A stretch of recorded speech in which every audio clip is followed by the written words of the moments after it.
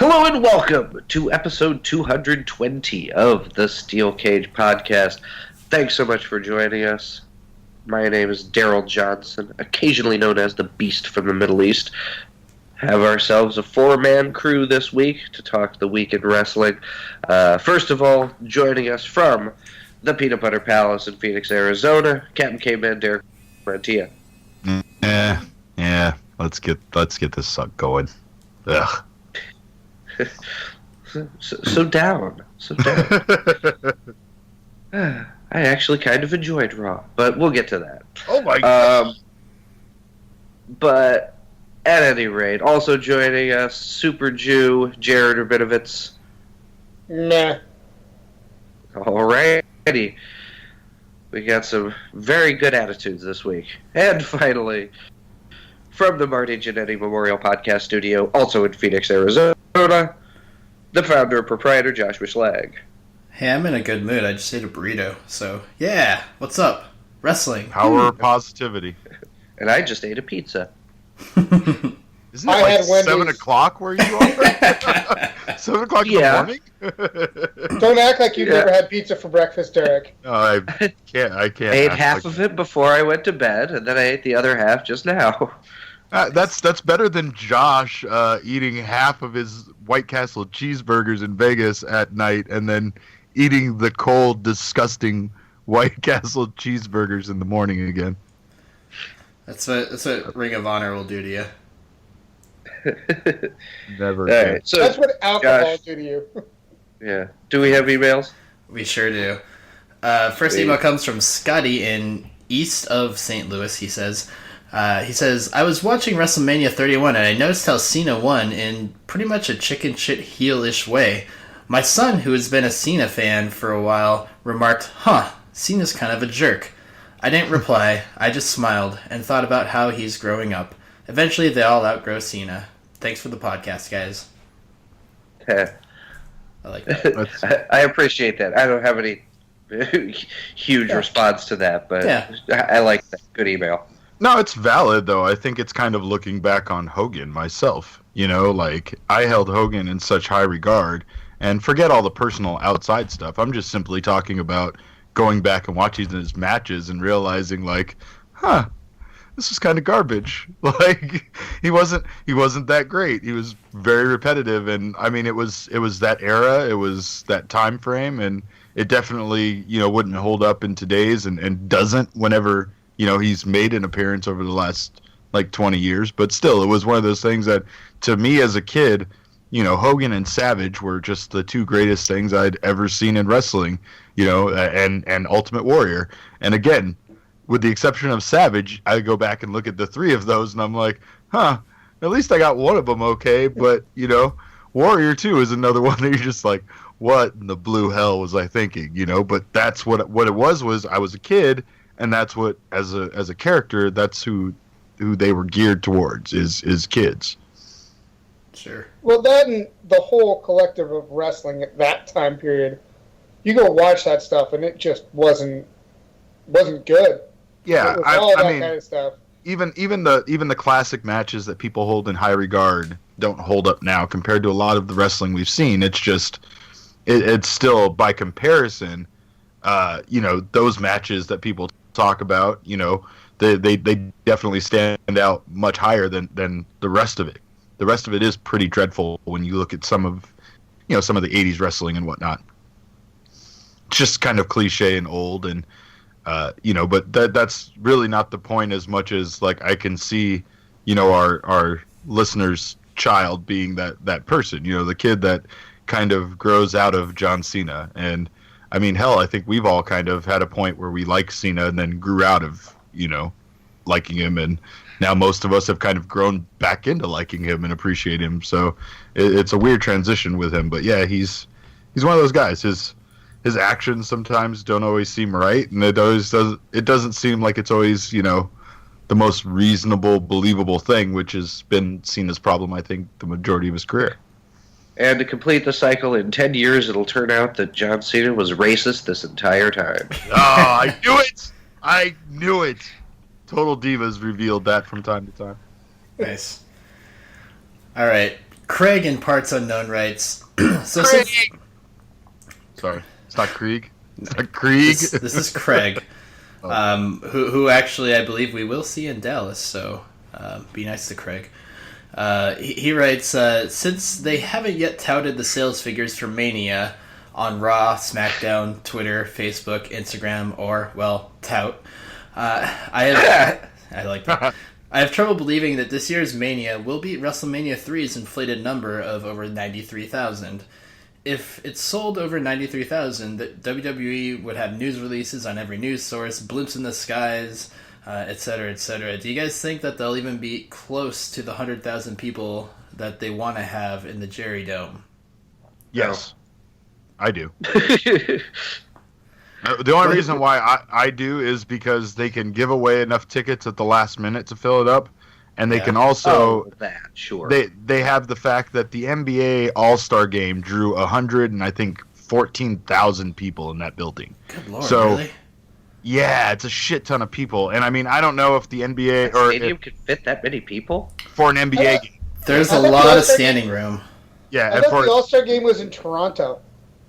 I'm just talking about when it occurred there. Oh. I'm not talking about last year's. I don't know when. So I'm just talking about the record for that building is an NBA All-Star. In Dallas. In Dallas, yes, it's 140. Okay. Like the number is escaping me, but it's like in the hundred and teens, and it was for an NBA game. So I thought that for the most part, if the WWE is kind of smaller and has the capacity to have more seats, but they have the extravagant stage set up and the walk down. So I don't know if that would probably impact it, and I'm sure NBA probably would end up fitting more seats in there than the WWE. But if they got that many in there, I think that the WWE could do it.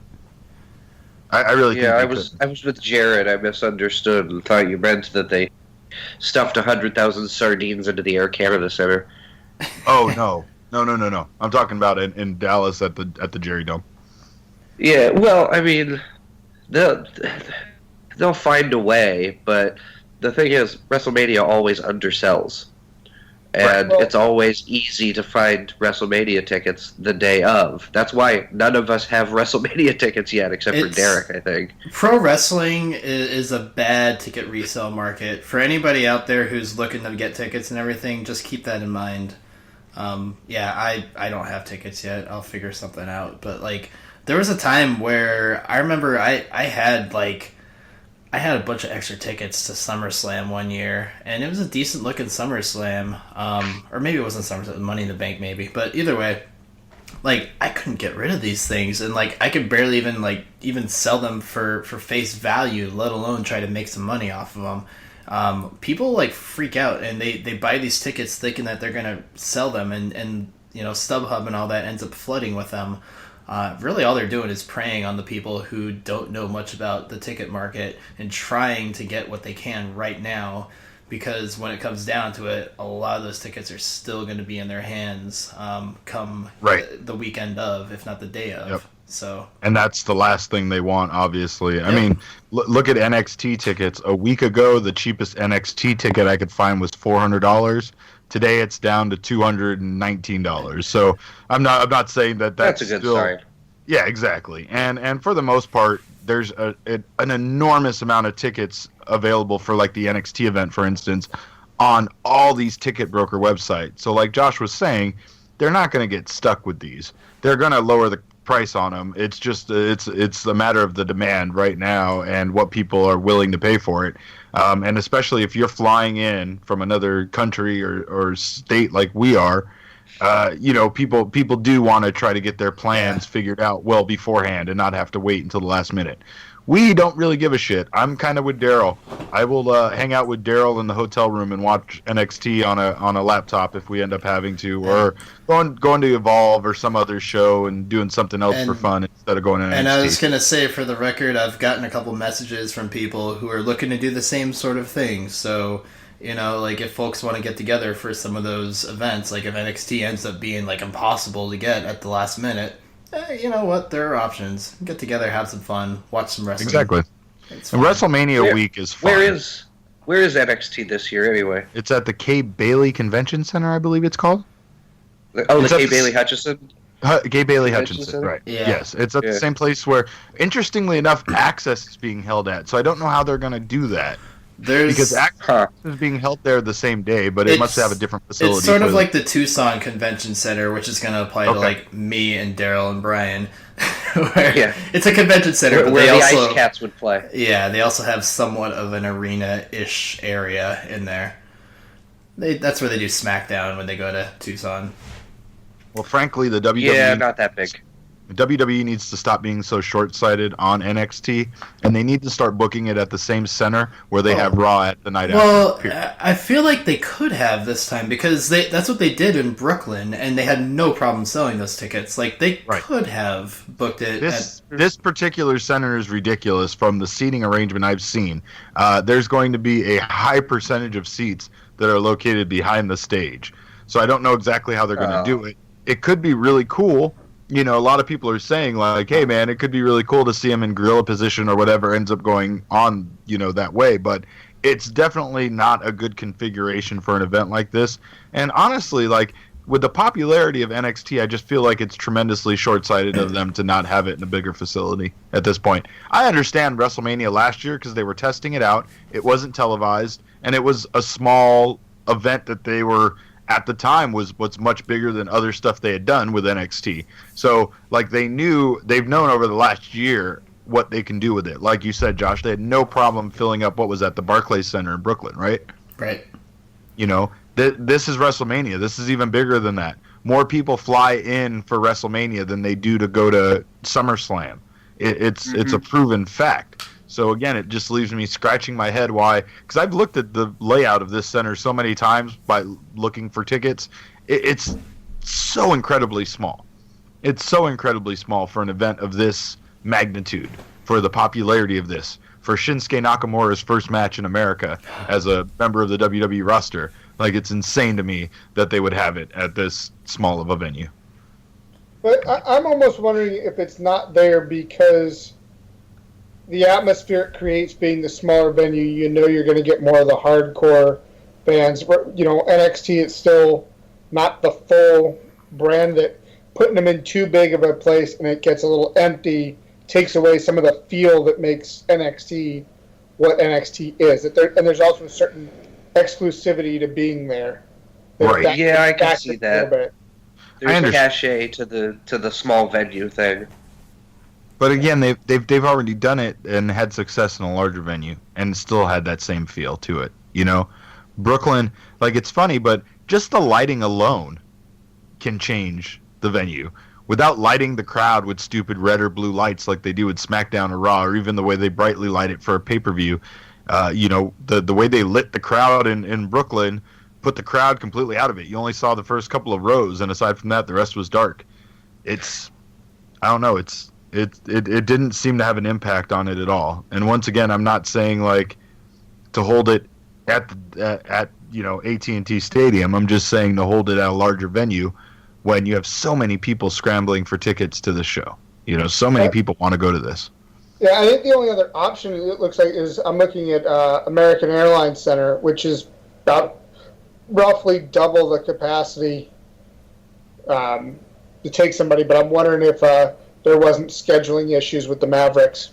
Could have been. Could have absolutely been. There could have been a number of things, but you know, it reminds me of last year. You know, last year they had it in a very small venue compared to where they could have had it as well. You know. Yeah, and But SummerSlam isn't during basketball season, so they could take the Barclays Center for 3 straight days. True. Very, very true. All right.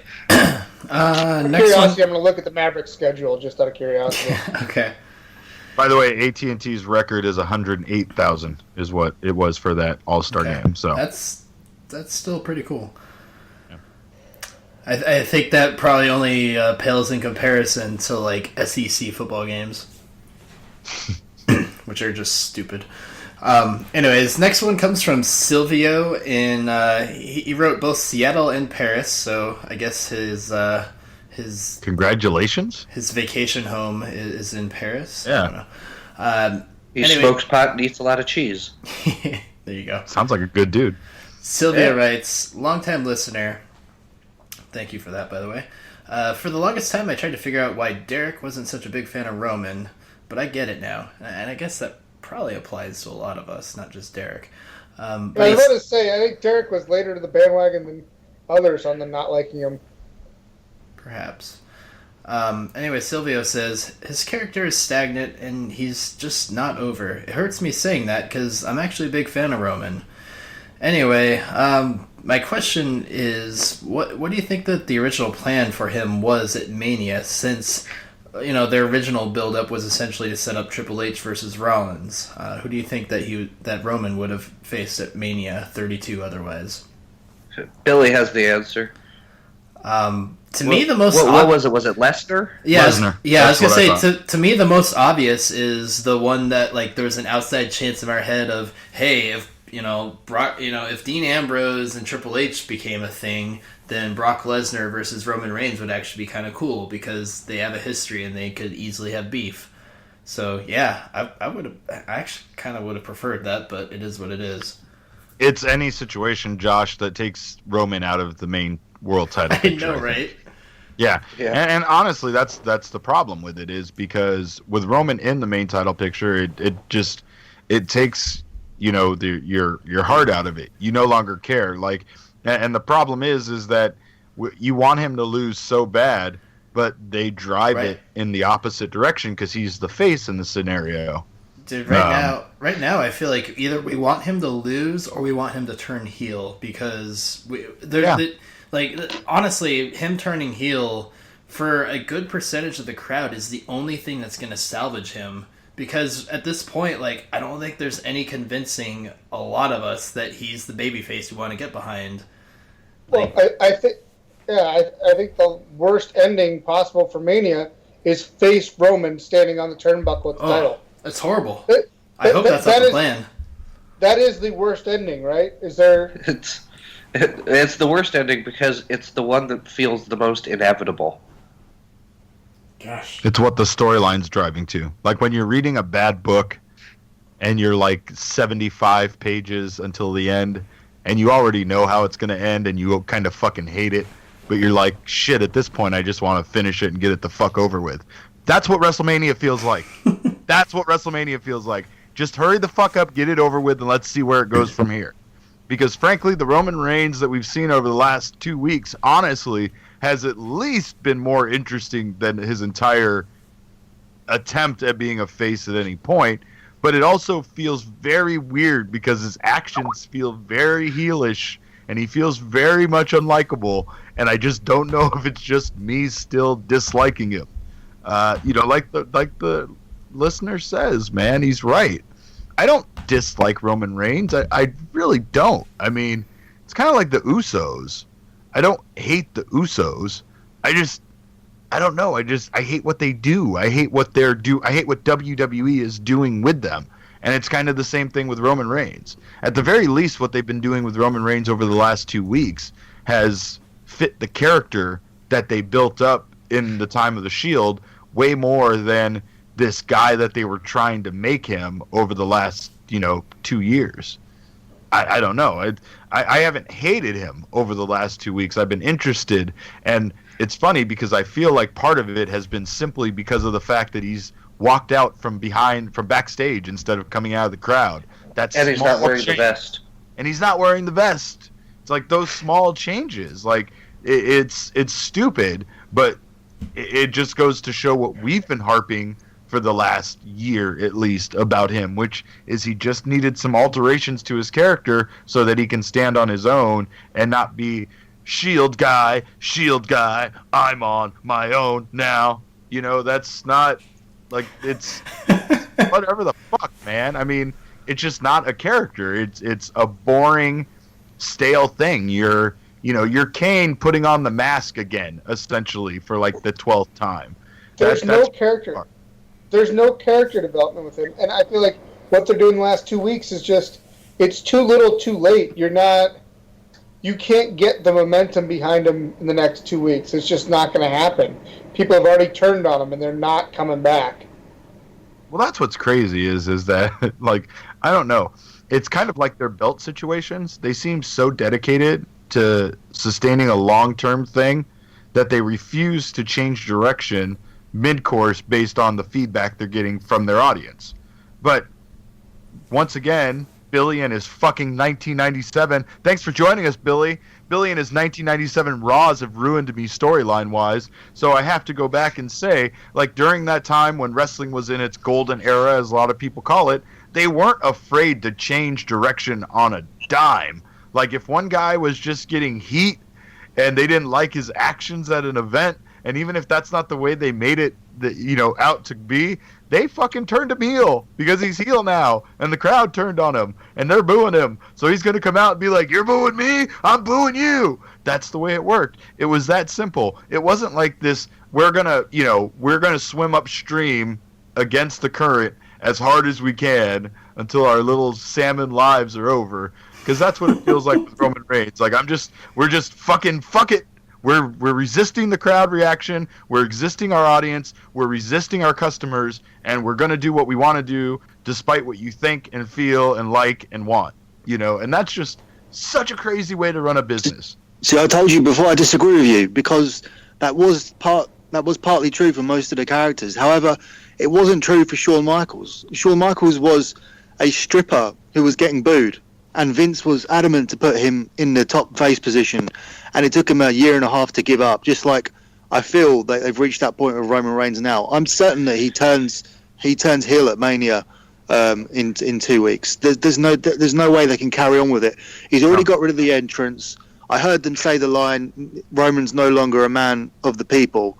There's seeds being dropped all over the place now, which have to mean something. Didn't they say something like, "Who is he now?" or "Why is he like?" Yeah, no, absolutely. They had a lot of dialogue like that about him changing who he is.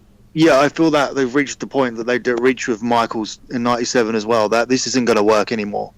So yeah, I feel that it's coming. It's interesting that they're doing this now. Especially in light of this week's Raw, because in Philadelphia, a town that we thought was going to absolutely shit all over him was largely, middle of the road to positive on Roman Reigns. Were they? They were more than. Really? They were more than. Yeah. I didn't hear that. I didn't hear them giving a. They weren't as negative as other crowds in recent weeks. So My wife walked in during a recap and asked me if Roman Reigns was a bad guy now because of the way the crowd was booing him. Like, that was the recap from his entrance during the Stephanie McMahon thing, at least. I will agree with you that the segment where he came out and attacked Triple H, that was different. I'm just referring to the very first segment where he came out to Stephanie. That when he entered in immediately, when his music hit, boos all the way through it. When they panned to him after Triple H got away, that was a moment where any other regular face gets a cheer for attempting to attack the heel. Yes. But he solicited a boo there as well. So I mean, that kind of tells you it's over at this point. Like, they're never going to get him over to where as a face. I think they surely realise that now. Like taking away the entrance and everything, and I imagine that the bulletproof vest isn't going back on either, so he can't wrestle in a t-shirt, so he'll go topless at Mania. Everything will start to look quite different from this point. Whether he spears The Rock or not is another thing, but I think he will. Here's my, and I think he will too, by the way, Billi. And then that'll set up WrestleMania next year for him versus The Rock. But overall, going back to Darrell saying he enjoyed this week's Raw, I will say that the Roman Reigns that I saw this week, like, a lot of people had a problem with him. They were like, "Oh yeah, shush a woman, you'll get over that way." I'm like, yeah. I actually liked him shushing her. I didn't mind. I really didn't, because once again, it just showed a level of aggression that Roman Reigns really hasn't shown. He's been like super cheesy, laid back, nice guy, over so much of a period of time that it has kind of been nice on at least the last 2 episodes of Raw to see a dickish, because he's already been a dick, so why not just start acting like a dick? Like, he's like a dick in a hidden concealed way. He's like a passive aggressive dick before. Now he's just an aggressive dick, and everybody loves an aggressive dick, right? Yeah, everybody. Yeah. Loves or loves to hate. As far as him being a heel, I'm like, all right, in that regard, I guess that works. Because I don't know. I don't like it. I think we might as well just get right up into it. That's how they open up Raw. Roman Reigns confronting Stephanie McMahon. Yeah, I don't know. Like that right whole up thing. to it Like with an aggressive dick. yeah, like I feel like that's the type of promo that could probably go over decently well with a lot of people. And I guess in that regard, the promo itself, you know, the crowd, I didn't feel like the crowd was booing him terribly hard during most of that until maybe like the final shot. But I don't know. Like I mentioned before, like I don't think that there's anything they can do for a fan like me to get over with, for Roman Reigns to get over with me as a babyface. Like for me, he's in the Batista zone. Like I hated Batista as a babyface for so long, and my brother can attest to this. And there's a reason Batista is a cardboard standout standing next to me because it's kind of a joke. But when Batista eventually finally turned heel, like something clicked, and I was like, "Oh, this works," and I enjoyed it a lot. It's because that's what he should have been the whole time. He was enjoyable as a heel when he was with, the Evolution. It's a matter of the fact that it was enjoyable in the moment when he turned. Yeah. But I agree with you. I felt the exact same way about Batista. I felt it was boring. I felt it was stale. He used to go around doing the thumbs up and thumbs down thing forever, and I used to so fucking dumb. hate the shit out of that. Like, It's why so are you dumb. still doing this? This was one segment. Why?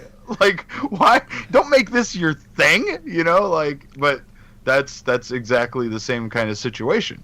I don't know. I truly think with Roman Reigns, I just wonder what creative thinks coming into a town like Philadelphia. Can I just make two points there, like just before you move past it? No, I'm not moving past it. I'm just saying with the Roman Reigns booking and bringing him out early like that, like it's kind of like Chicago.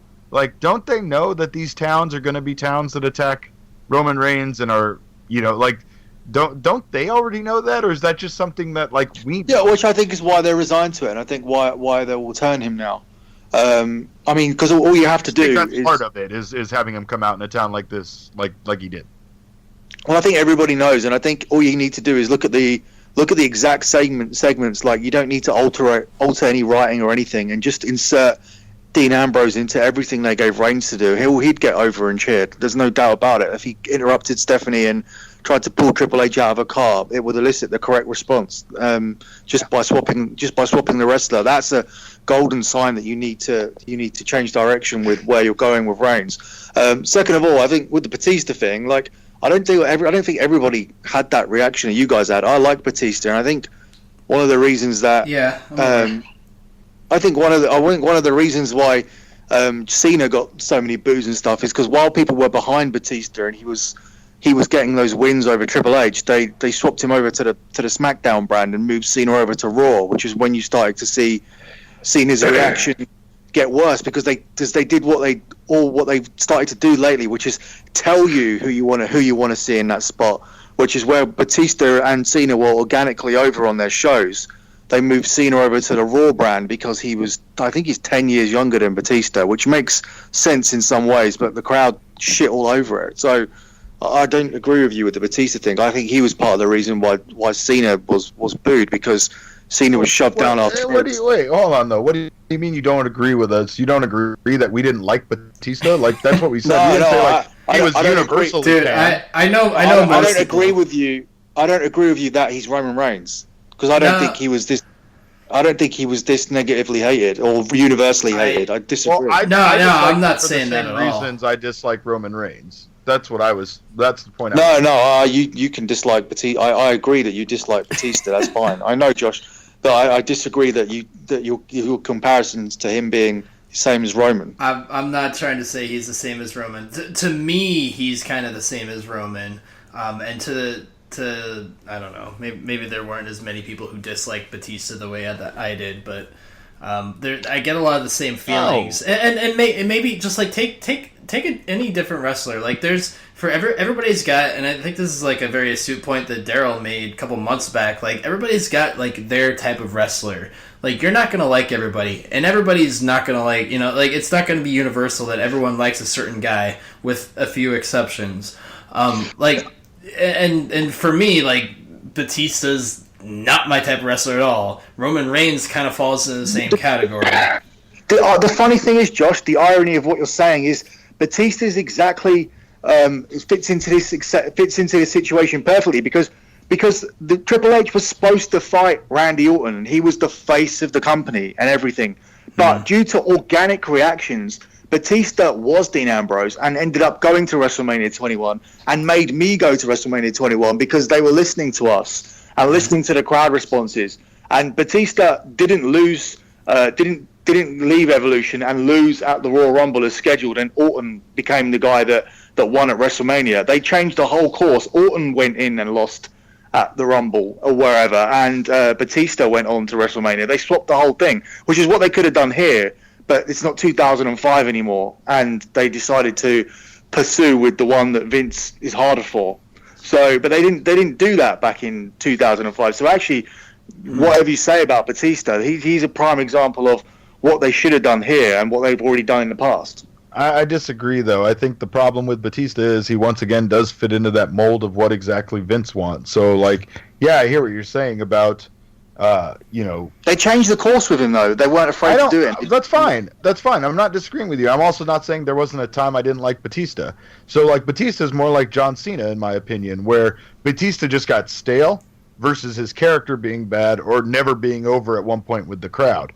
I don't really remember a time of Roman Reigns being over by himself. I don't remember that. I mean, I remember him with the Shield, maybe some brief time, like after there he got pops for doing certain things, for attacking people, for going after Seth and such like that. But I don't ever remember, like, at the very least, Billy, you're absolutely right. Batista, just like John Cena, had a sustained period of success where people were behind him. Regardless of what you want to say about him at one point or another, even I was behind Batista at one point. I don't ever remember being behind Roman Reigns, with the exception of a personal feeling of being behind him after I did that interview with him, because I really liked him, and I tend to, like, really want people I talk to or meet in real life to succeed. So, like, when wrestlers are cool to me, when we go to PWG and we meet these guys and they're, like, really laid back and okay to talk to, and they don't want to charge us $25 for a picture like Christopher Daniels did, then I will go on to champion them and their career, and I will want them to do good things in their career. So, like, I was behind Roman Reigns on a personal level, but I've never been behind him as a fan when he was by himself, because they've never done his character correctly. I don't think anyone has. I think from the day he was put in a Shield, he was always the one you pointed to and say, he doesn't belong there. He needs to work twice as hard to prove himself to me. Whereas the other two guys, everybody was behind from the start. Yeah. Yep, that's a good one. And he's never ever been over by himself. So it was even going to be twice as hard for him to do it, and let alone be anchored with this poor writing, which has just killed him completely. And as a heel, it will all work, because that actually then becomes a positive in your favor when you turn, because they all didn't like you anyway. So it's been coming for a long time. So let me ask you this. If he would have come out of the Shield being a quote-unquote face, but acting more like he has over the 2 weeks, do you think that would have helped him in any way?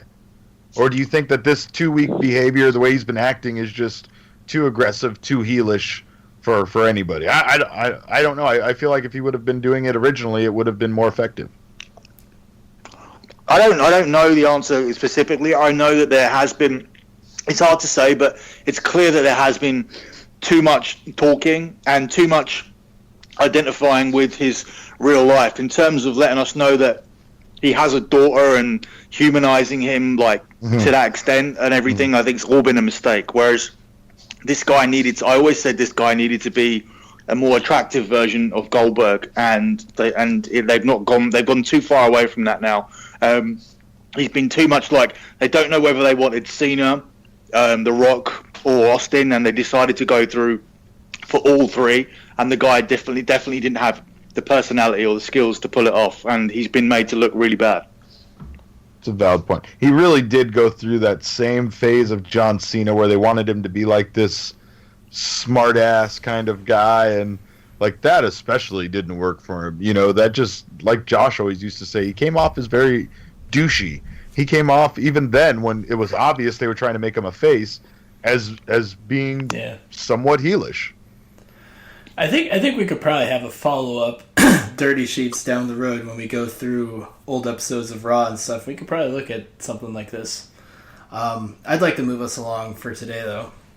So yes, please. I'm looking at Monday Night Raw, and I know Darrell probably saw this a little bit differently, but like for me, the way it played out was about like the first half of Raw or so was actually pretty decent. I would even throw the Roman Reigns stuff into there, even though I didn't like it. It was fine. Right. The first half of Raw, though, pretty decent. And then somewhere it started to turn on itself, and the fact that it was a 3-hour Raw just started to implode the whole thing. I'm just gonna keep rolling in chronological order, even though I usually don't like to do it, but just to kind of tell that narrative.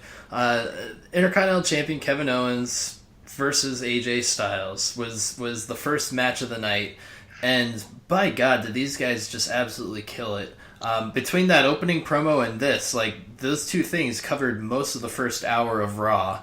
And Owens and Styles... And it was great. It was a fun pay-per-view quality match. Yep, absolutely. The only question I had about that match was, why aren't we seeing this on WrestleMania versus here on Raw, you know? But then that kind of becomes that classic thing of, well, you complain Raw doesn't have good matches. They gave us one on this week. Yeah, I feel like we've been complaining more about Raw doesn't have good stories than good matches. I think we pointed out there have been good matches lately. Yeah. The stories that are tied to them just aren't good. But that match was up until the end, which I wasn't a huge fan of, was incredible. I thought it was a really good match. So in terms of stories, I thought this was actually pretty decent in building towards AJ Styles, Chris Jericho again, and solidifying that, even though I actually, for whatever reason, I thought that was already a match. But, you know, getting to that point, I guess they technically got to that point a little bit later in the night. But just, Jericho coming out and just mocking AJ Styles, and that's just enough to distract him, to allow Kevin Owens to get the... Kevin Owens, like, it's almost like a signature move for him to get the roll-up pin with grabbing the tights, which is just a classic heel thing, and I wish I would see more of it, but I'm so glad that he does it.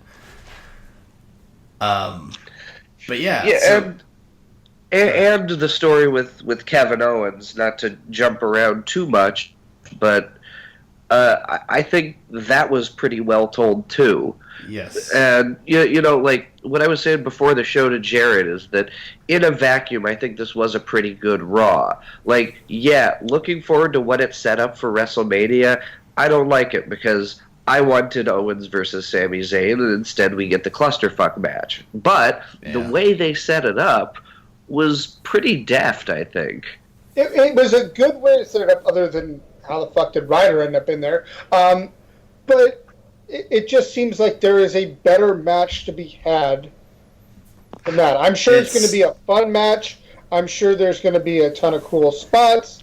But I think that there is, from a storyline and emotional investment perspective, there's a better match to be had. So in a bubble, yeah, I agree. In a bubble, it was cool the way that they told this story of, Kevin Owens going to the backstage area after being confronted by Sami Zayn, The Miz, and Dolph Ziggler demanding a title shot. Kevin Owens asked Stephanie if he can, put on a triple threat number one contender match. And you all assumed that it was going to be those three until later in the night, Zack Ryder, as you said, Sin Cara, and Stardust, of all people. So now we have those three guys, plus the previous three, plus Kevin Owens. Are they going to do a championship scramble? Or are they going to do a gauntlet match, like something kind of interesting? And they kind of just lean back on the thing that they've been doing with a big clusterfuck ladder match at WrestleMania for, like the last 6 or 7 years. It's to the point where, for me, it's almost like cookie cutter. And I know, like, people say, that Mania is this thing where they try to get as many guys on the card as possible, and guys get a payday, and it's supposed to be a good thing and everything. But, like, it just feels just so... I don't know, like, it feels contrived. It's like, oh, yeah, they're gonna... Here's the big ladder match thing that they do every year, Like, yeah. It loses its excitement. It doesn't feel natural. At the very least, you could have done it with the U.S. title match, and that would have at least felt something different. Like you said, the Intercontinental match, it was literally, like, the majority of the guys in this match, or at least some of the guys in this match, were in the same exact Intercontinental ladder match last year at WrestleMania in San Francisco. It's insane to me that they're doing it the exact same way again. The only thought process I have is that they really must want to turn Sami Zayn versus Kevin Owens into a long-term program that they can milk, and they want to do it, on the main roster, and they can't do that if their main match starts at WrestleMania. They kind of have to have it start here. I wouldn't be surprised to see Kevin Owens lose his title and Sami Zayn not win it, and then have them roll into an individual-like rivalry where the belt isn't involved and they can work out all of these issues that they've already kind of worked out on NXT on the main roster again. I feel like that's the only reason why they're not doing a big match, because this year, Vince talked about on the conference call that the one thing that they needed to do to combat the injuries that they've had is be creative. And they're not being creative. They're doing exactly what Josh said. They're just falling into a same mold of what they've done in past years, when in reality the most, the biggest feud they have right now with the most emotions tied to it is Sami Zayn versus Kevin Owens. Yeah. So it doesn't make any sense to me why we're seeing that in the bullshit fucking scramble match thing, and seeing Ryback and Kalisto in an individual singles match. I couldn't care about that less. I would have rather they threw AJ Styles and Jericho into the ladder match and get rid of Ryder and Sin Cara, who are just there to be there. Because you've got we need solid individual matches, and you can't put all their great performers into that one match and just make that one match. Jericho Styles, I like the way it's come together, and I think they deserve a chance to do a singles match. But it's beat up. Yeah. And Jared makes a good point about that. Yeah. That rivalry is beat up. So seeing it yet again at WrestleMania, I mean, they shouldn't have already had 3-4 matches. Yeah. They did it too much. That's why you thought maybe Styles was going into a feud with Kevin Owens that they kept teasing, but that didn't happen. Right. And it's not Owens versus Sami Zayn. You had potential good matchups for the IC title. You could have had a one-on-one for the IC title and actually done something fucking interesting with the US title. Or better yet, have thrown fucking Kalisto and Ryback into the ladder match and made it for both titles. Put both titles on top of the fucking ladder. I don't hate that either. At least it's different, and that's the biggest thing. It's different. Nothing is different. Everything is the same old, same old. And Raw for the last couple of weeks has felt it's the same. It's cookie cutter. And their ratings are showing it.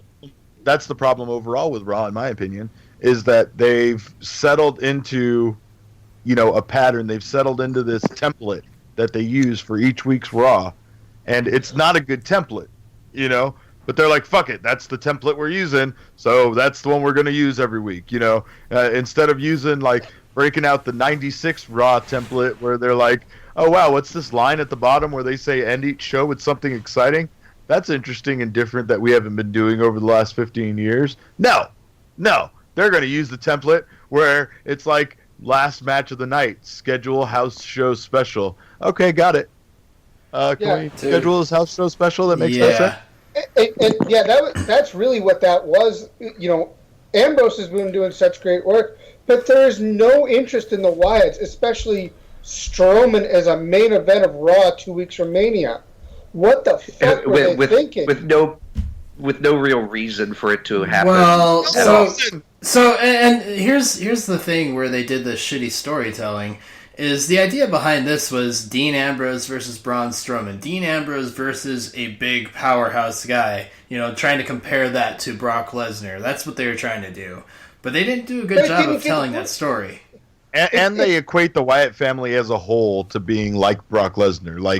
If you can beat the whole Wyatt family, then you could beat a Brock Lesnar, and that's what they wanted to illustrate Dean doing, right? And that's even if they get that point across properly, that's an interesting thing. That's an interesting wrinkle, but that's not the main event of Monday Night Raw. That's not the main event of this big, ridiculous 3-hour show. 3 hours, and this is the culmination. I would have closed it down with Vince. The crowd was perfect. They chanted, "This is boring," and you know what? It was. Like, Yeah. I'm sorry, and that doesn't have much to do with Dean Ambrose, but it was the situation of putting Braun Strowman in there, having the two of them go at it, and just sort of piddle around until Dean Ambrose eventually went for a chair. Like, Yeah. So we're not going in order. We're not going in order anymore. Apparently No, we're we're not. gonna- It's fine. But fucking Strowman there is nothing to him to make him a believable monster at this point. They haven't fucking won anything in God knows how long. I mean, Josh what went have they Canadian there for a minute, by the way. He's sorry. Sorry. yeah, but Hey, I was gonna call out you for saying milk instead of milk. Or did you say malk?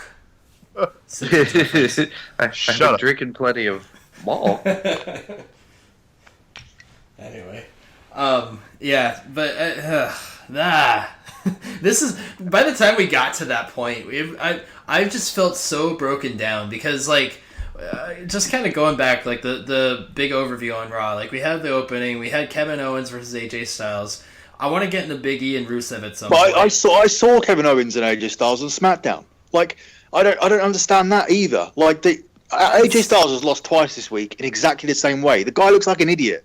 Like all these wrestlers look like idiots because in what other sport can you be distracted by any kind of noise or anything and you just get loose? Everybody's getting rolled up like left, right, and center. Brie Bella's getting rolled up the other week every time Lana comes out. Like these idiots are getting rolled up all the time. It's, the it's fact lazy writing, man. And it happens. The thing is, it happened to AJ on SmackDown. This guy learned nothing from losing on SmackDown exactly the same way that they rebooked it for Raw.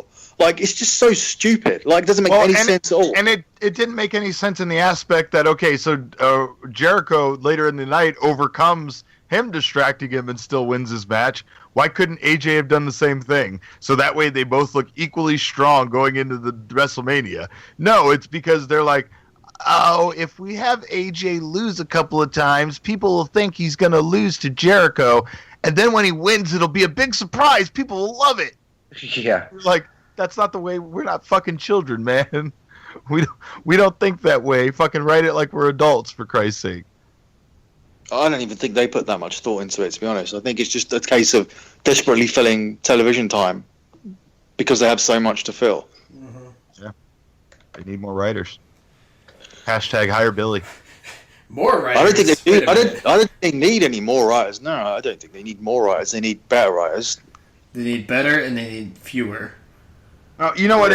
You know what it reminds me of, and this is going to be a comparison that makes sense to very few people, but it reminds me of Hell's Kitchen in the aspect that, right, Hell's Kitchen is this competition with all these rules, and they're supposed to eliminate people like any other reality show that you watch or cooking show or whatever. Like, Team A wins, so nobody on Team A should go home that night. They have elimination, Team A wins, and you know what? Fuck it. Gordon Ramsay's going to send someone home from Team A anyway. Like, it's so erratic sometimes to watch it because none of the rules or anything that they're doing makes any sense. So it comes to make you question, like, why are they even having a competition if they're just fucking going to pick, like, whatever guy anyway? You know? And it starts getting to a point where it's frustrating to watch because it's supposed to be a competition, and that's what wrestling kind of, it's supposed to be realistic. It's supposed to have like winners and losers. You're supposed to at least stick to these own rules and stuff that you've set up,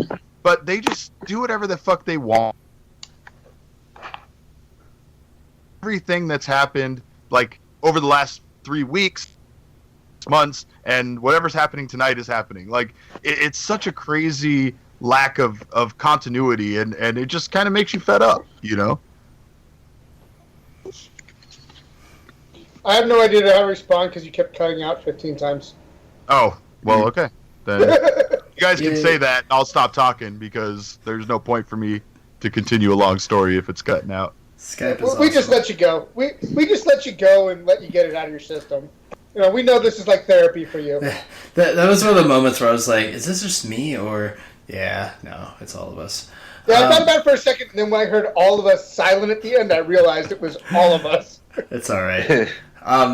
Anyways, so like, you know, we, again, to reset this, we had the intro promo, we had Owen Styles, Big E Rusev, which I really enjoyed as well, and I was still pretty much in on the whole thing. Big Show coming out, like we could talk about the lack of creativity with just doing another Andre the Giant Memorial Battle Royal and pretending that it means something again.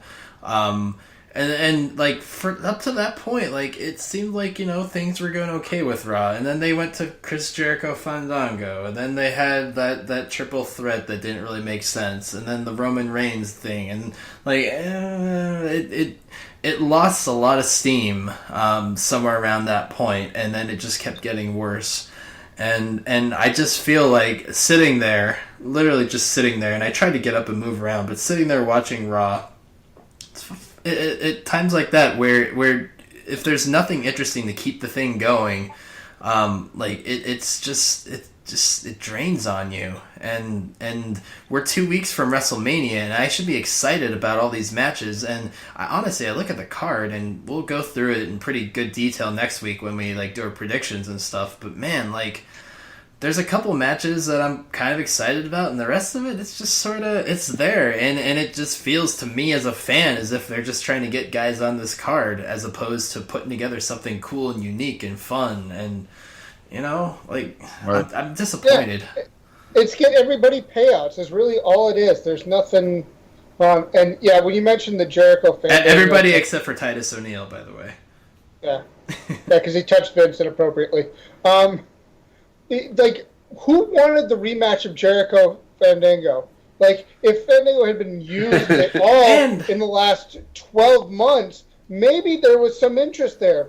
But no. Like, that guy was, like, off the roster since totally May last year? Totally. And beyond that, like, the thing that made Fandango, like, so exciting was everybody's gonna do the Fandango thing. Like, if they want to take us back to that WrestleMania, like, you know, show the full entrance and get the, you know, at least try and get the crowd into it. Try and get us into it, watching it on TV. But they didn't even do that. It was just, like, we caught, like, the last little bit of his music, then Jericho, and, you know, like... How about a brief backstage segment where Fandango is backstage after Jericho comes back after the AJ segment and tells him, like, oh, you couldn't beat me, so what makes you think you can beat him? And then that would lead to their match. Like, it's like 5 lines of dialogue. That's all you would really need. You know, I don't know. And dude, Derek, and you speak to the point of they have 3 hours to work with. Why the hell not spend a little bit of time to do something like that? Because it doesn't fit into their mold, to their agenda that they already have planned out, to their cookie cutter template that they have set for Raw. You know. All right. Well, I'm going back though. I do want to say that the New Day also seemed like they're out of shit. Like, I know that the New Day is fun, and I still enjoy the New Day, but as a face, I don't know if it was simply the New Day and the fact that what they were saying wasn't great, or if it was also the fact that the League of Nations was laughing at them the whole time and mocking them, while, like, they're supposed to be the heels, so shouldn't they be kind of doing a classic heel thing of, like, getting mad about getting made fun of instead of, like, I don't know, they were, like, laughing it off and trying to make it out like they were the cooler ones. Then it was weird. It was a weird interaction between those two. Yeah, I think that's a very valid point. Like, looking back on it, I don't even really look at the promo portion of that. I just focus more on, hey, Big E and Rusev had a pretty decent match. Yeah, I guess some stuff happened before it, but it wasn't very memorable to me, as much as the match was. No, it wasn't.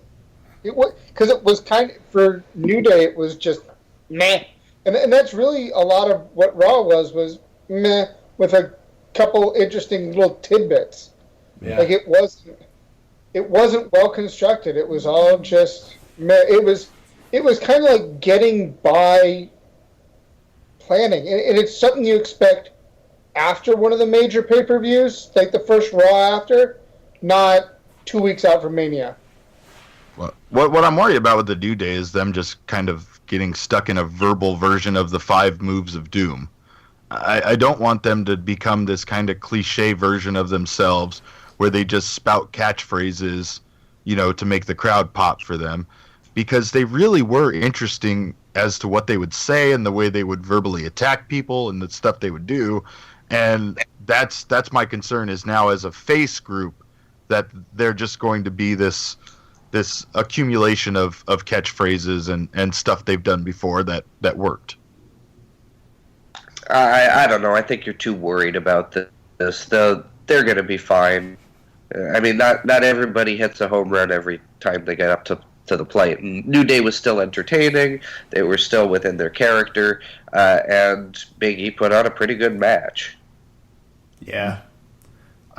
Big E just he doesn't surprise me so much, but he impresses me time after time, and putting him in there with Rusev and the things that they did together, the feats of strength and just the ridiculousness of putting not even beyond feats of strength, but just like putting their bodies on the line, like, you know, flying through the air and things like that you wouldn't expect out of somebody like Big E.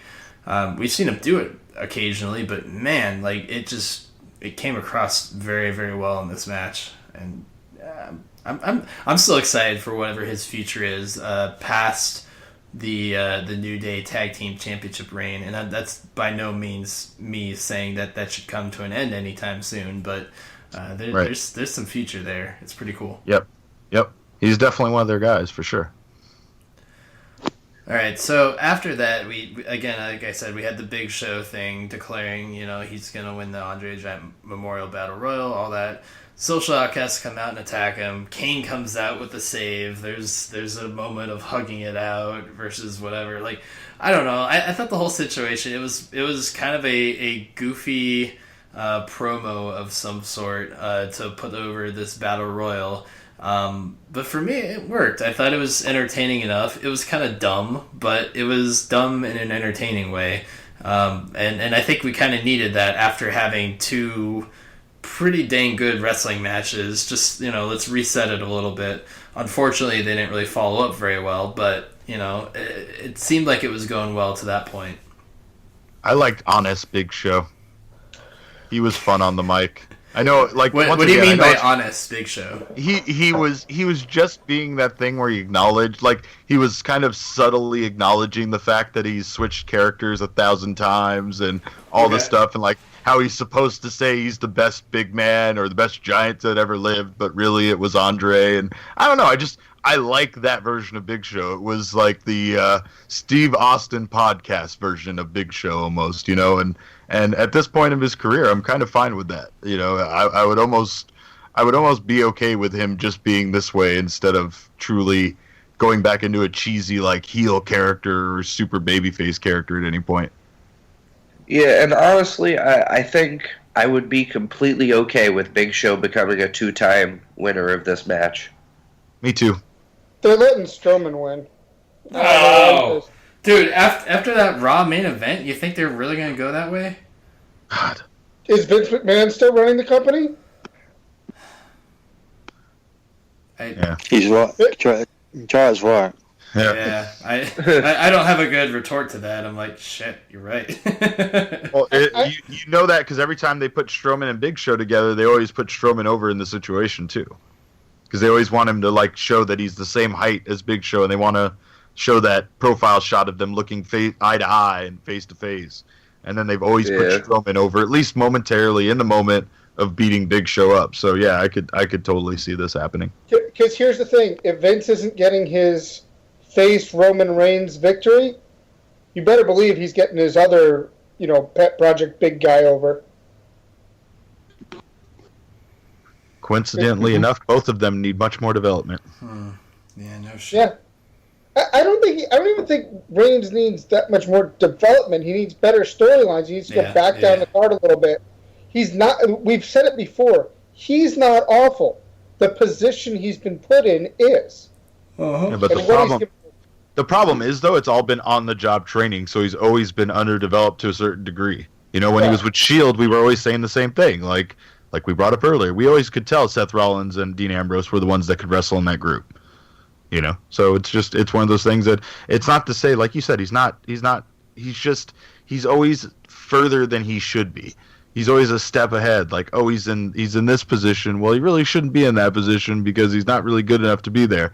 So yeah, the time that he spends on TV, doing these pay-per-views, carrying, you know, the load, doing his job like he's supposed to, is going to make him overall better, but it's still going to leave him, a step behind of where he should or where they're putting him. He's a step behind in his progress than where they're putting him, even now. And it's not all on his progress. It's who else is available.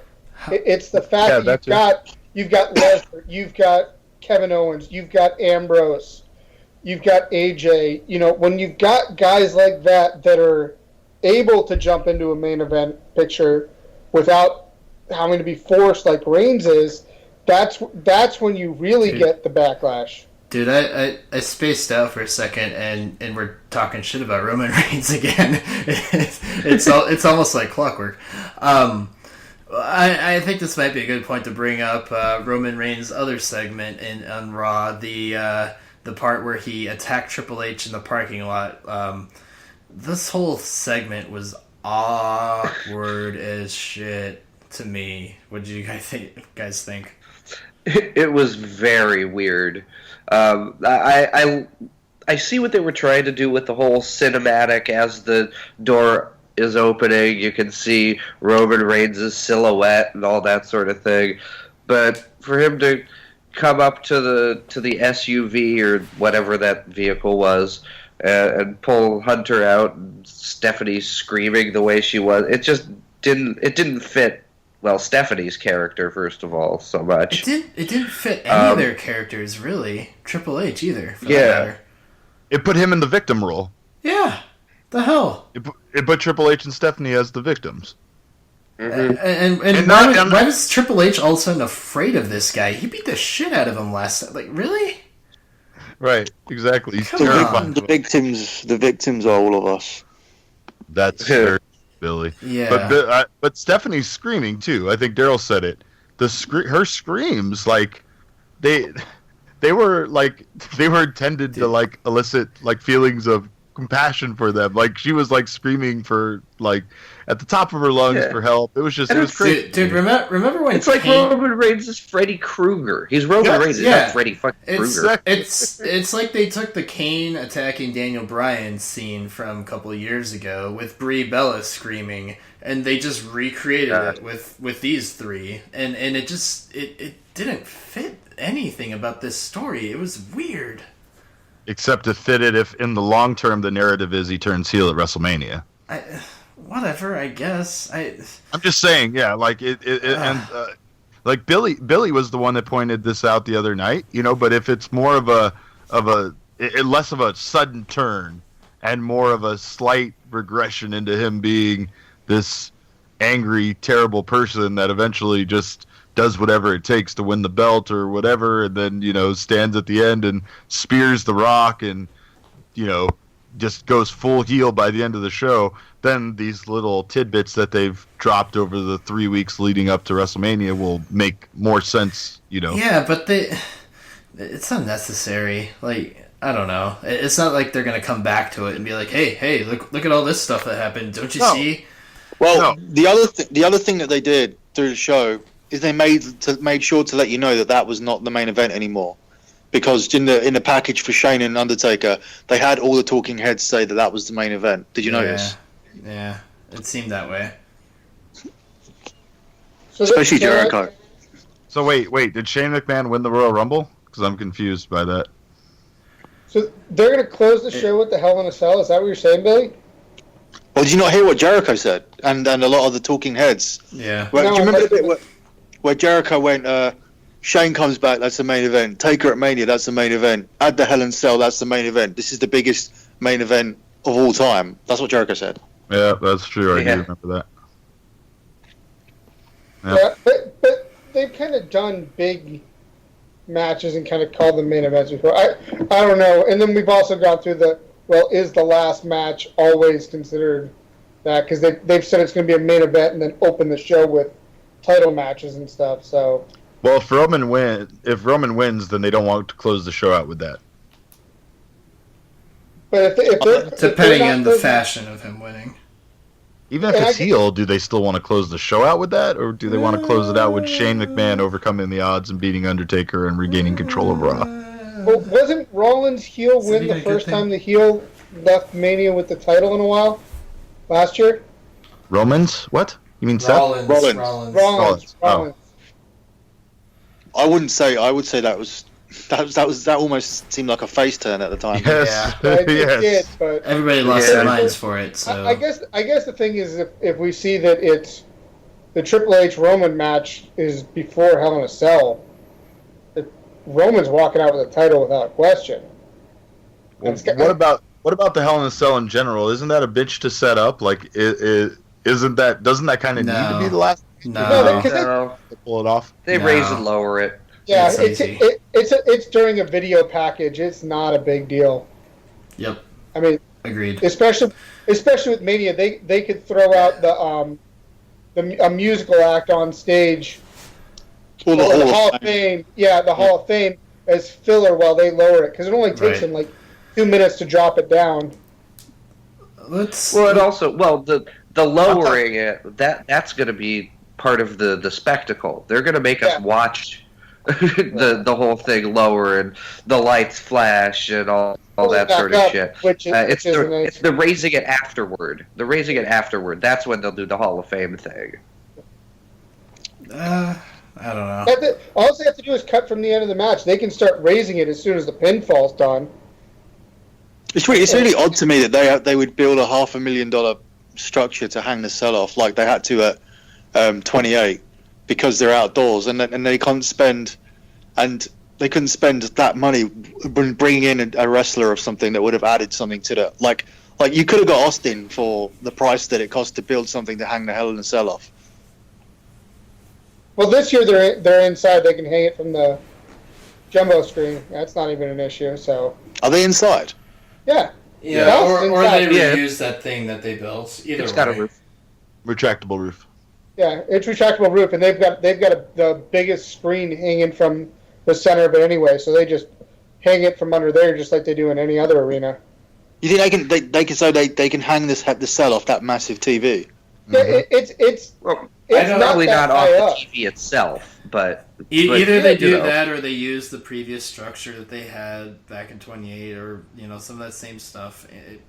Who cares? I think it's the TV. I don't think this is an issue. I think it's a non-issue. Yeah.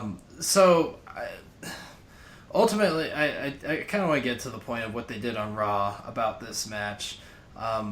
Vince McMahon. You mean what they should have done 3 fucking weeks ago? Exactly. Vince McMahon essentially. Well, even that, it's still pretty weak. So Vince McMahon has essentially said that, if Undertaker loses this match, it's his final WrestleMania match, which does not mean that's his final match. It's not a retirement match per se, but that means his WrestleMania legacy is on the line. He's already lost. What legacy at this point? That, I don't know. It seems kind of weak. But at the same time, it's they're trying to put something more on the line, and to me, it's, I don't know, it's kind of ruining the whole thing. It's now it's do you really have somebody to cheer for? You can't really cheer against him too hard versus Shane too hard. What are they doing with this match? It's what I said when they first announced this, and you guys gave me shit. Oh, they got a plan. I said this is a clusterfuck that they've thrown together to account for the fact that they had so many injuries. They just went, Shane's the solution. We'll figure it out from here. They're just on a week-by-week basis trying to get people's interest, whether it makes sense or not. They're like, hey, here's a new thing. Yeah, but if they listen to this podcast, they could have done that idea at the right time. They could have done it the week after to explain why Undertaker was already with him, because we said that has to be the explanation as to why Undertaker would do it. But they didn't get fired. We said that when they said, Vince is going to talk to Taker, or Taker's going to confront Vince or whatever. We knew it was going. They should have done it right then, got it over with. Now it just seems like it was a fucking afterthought, which clearly it was. Exactly. The problem is that the writer that copies from us decided to listen to the 97 Raw Dirty Sheets first, and then he decided to catch up with the main show. And he's like 3 weeks behind in pitching it, so he pitched it late. And now Taker already looks like a bum that works for Vince, and now his career's on the line anyway, which makes like a no bitch. sense. Well, that's the thing. And the thing is, and the thing that Josh said is they have and the only thing that they did good was establish a clear heel and face divide by Taker looked bad, but that was the only way that maybe they could have told you that Shane was the person to cheer for. Now Taker looks bad, and you don't know whether to cheer for Shane. They've totally fucked it. Like, it's fucked. Yeah. And we were talking earlier. We were talking earlier about how old Kurt Angle looks at 47. Shane's 46. Taker's 50. How much are we really fucking expecting out of this match? Like, realistically. It could have been set up by Vince McMahon in a really visceral way, because he could have brought up the fact that Undertaker only shows up for his big paydays at WrestleMania, and they could have gotten like actually personal and broke the mystique a little bit, because they want to do this reality era stuff so bad, and they know that gets a reaction out of the crowd. So it honestly could have worked perfectly for him to hold it over him over the last couple of weeks, especially. Now they have one episode left, and they're probably not going to get to really expand on this anymore. They'll probably try to set up one more physical altercation between Shane and Undertaker at the Go Home show, and they'll add very little to the story, and that'll be that. Yeah. Which is sad, because they once again, Josh said it, 3-hour show, man. It's not like you don't have time. You have all the time in the world.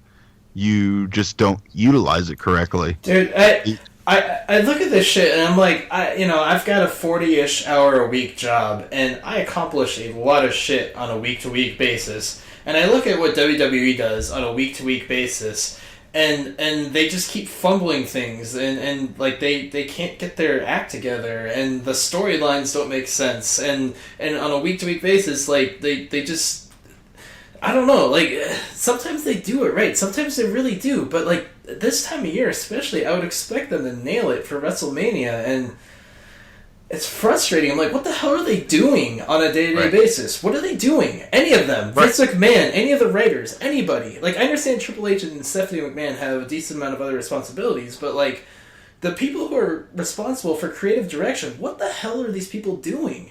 I don't Is anybody paying attention to their feedback? Like, is anybody watching for feedback or looking at the ratings and going, maybe we shouldn't do the same fucking shit, it's not working? I feel like all that's happening is excuses are being made as to why the audience is dwindling, instead of actually looking. Like, the bigger thing is, instead of saying, okay, let's do something different, the formulaic way everything is done is just set into place. And it feels like there's no changing it. Like, they're not going to change it. Even NFL from season to season makes little tweaks, right? They make little graphic tweaks. They try new halftime formations, configurations. They try different stuff out. Like, they, at least to the eye, they try to make it look different from last NFL season. Like, oh, we're going to change the score box, per se, and we're going to make the way the team names appear look snazzier and whatever. Little tweaks like that. That's the problem with WWE is there's no changing their presentation at all. There's no changing their mindset. There's no changing their storytelling, and they don't care what people say. It's like their course is set and they're on it regardless of feedback or audience opinion, and that's crazy, because that's not the kind of business that wrestling is. It's a business where you have to adjust to what's hot, and you have to go with it at the right time. Because even like Sami Zayn has cooled off, right? Like Sami Zayn, I watched NXT, and they had the episode where Shinsuke, showed up and the crowd went nuts. But the crowd reaction for Sami coming out was kind of just lukewarm for an NXT crowd, and you can just kind of tell to a certain extent that even it's passed on, someone like him, where he had a time where he was super hot, and it wasn't by choice, it was by injury. But now, just based on that, and then what they've done with him since they brought him back, it just isn't the same. He doesn't have that same audience reaction behind him. I mean, when you're talking about them misusing guys who've been hot and then letting it fizzle, Ziggler a bunch of times, especially after his title win, and then he had. I was trying to use something just more recently. That's all. But here's a good example: Fandango. How hot was he coming out of that WrestleMania for several weeks, and then it just fizzled? They did nothing with him and killed it. And they had opportunity. They don't know how to pivot when things aren't going exactly as it plans to make it better. They can't They're not capable of that. They don't know how to capitalize on it. That's it. And So- that's the problem with Roman Reigns. Yeah, so here's the thing, like, I just look at this Raw, and I got nothing. Like, I'm not terribly, like, this did nothing for me as far as WrestleMania goes. Saw a couple good matches. I really enjoyed, I enjoyed the Kevin Owens versus AJ Styles. I enjoyed Big E versus Rusev. Outside of that, there were a few okay, as decently entertaining things, but, like... We lost Luke Harper. In the context of build to WrestleMania, Luke Harper at a post-show thing, like, I just don't, whatever. I have nothing left to say about this Raw. Like, I'm done. But here's, going back to Josh, what you were saying, about you work 40 hours a week and you're pretty productive. We've spent an hour and a half now on this podcast discussing Raw. And I think every one of us has put up at least 2 or 3 ideas that would have made things so much better for the fans, so much better going into Mania, and we did that in an hour and a half. You give us 15 hours a week, what could we accomplish? We could book a better Raw, a SmackDown, and plan this out, and then be able to look at what the reaction is to do it each week. That's the other thing, is, we're saying they're booking week to week, but they're not responding to the crowd like they're booking week to week. And that's what gets really bad. Well, the bigger problem, though, Jared, is even if we book that awesome Raw in 15 hours, would Vince McMahon just shut it down, draw red X's all over our shit, big thing. and make us change it? And from what we've heard from various writers, like, there's a decent amount of that, and then they get disheartened, and they get frustrated, and then they lose their motivation, and it's all the Vince McMahon thing. That's why I always wish from a week-to-week basis right now until he eventually does get off TV. I love Vince McMahon for what he's done for WWE, but I'm done with him. I'm so done with him. Like, please retire. Chant please retire at him. Not against Big Show. If anybody on the roster deserves please retire chants, it's Vince McMahon. And I'm sorry, Vince, but, like, we're done. Let's move on. Like, it's time for somebody else to take the reins. And no Roman Reigns joke there, but, like, somebody else to take them and actually take us to the future, because there's so many great things in place, but creatively, we're stuck, man. You know how I knew? The moment I knew that what you said right now was 100% true was, yes, we've had so many moments where we knew Vince was responsible for backstage stuff and decisions that were bad, but on Monday Night Raw, when he said the line about Undertaker being his bitch, he looked so pleased with himself. Yeah, like, as if him saying that was so risque and impactful. No. And, like, it really wasn't. And I mean, I think that's the thing is that was a perfect example of, something that he thought was going to land really big with the crowd. And, like, the crowd kind of, like, had a, kind of gaping reaction to it a bit, but definitely not the heat or whatever that he thought was going to come from that. Yet he still looked entirely pleased with himself for delivering that line and the reaction that he got. And, like, that right then is when I realized truly how out of touch he is with today's, audience. And it was just such a 90s thing to say, to think you were going to get reaction from using bitch. Like, we're past that. Yep. I think I'm all done talking about this. You guys? Yeah, You guys, I'm spent. you guys man. want to? Why You guys want why did Braun Strowman fight Dean Ambrose again? Like, I still don't even Dude, understand when that match it's- got set up or why that happened. They were trying to tell the story of Dean Ambrose being able to take on a big monster. I get that. They I'm just didn't saying, do a though, good did job of actually, was it set up at a point, or it was just a match that happened? Just happened. It just Okay. happened, but the authority, you could imagine, set it up because of that. Best That for seems business, ridiculous et for cetera, a main event. Yeah, it just seems ridiculous It's for a a main mid-card. event. It's a mid-card match to get that idea across at best. That's fine, but even if it's a mid-card match for your main event, once again, 3 hours, man, you could have at least told me some reason why it was happening. I don't even remember, at the very least, Stephanie saying, like, something to Dean about it or making some sort of comment. I did love Dean's interaction with with Terry Funk, though. That was amazing, and I like Dean That going was- to the Hardcore Legends kind of. That was fun. Yeah, it was totally fun, man. So much fun. Even though it's that's the direction they're going with it. Dean's obviously just getting that hardcore rub from all the hardcore guys. It's fine. It's fine. I like it, and this week's segment especially, I enjoyed it. Snooker next week. Yep. Oh, Then Al Snow shows up and gives him head. It's gonna be like, Dean, you want to know how to kill a man or a woman? is Jimmy Snooker showing up or Razor Ramon? Razor Ramon. Razor Ramon's easy to do. Yeah. Do you guys want some info? I got some info. Yeah, tell Sure. us info. Let's hear your info. You're not gonna like it though. No kidding. Boy. Great. Okay, so I spoke to Paul I had a Heyman this feeling of week. that.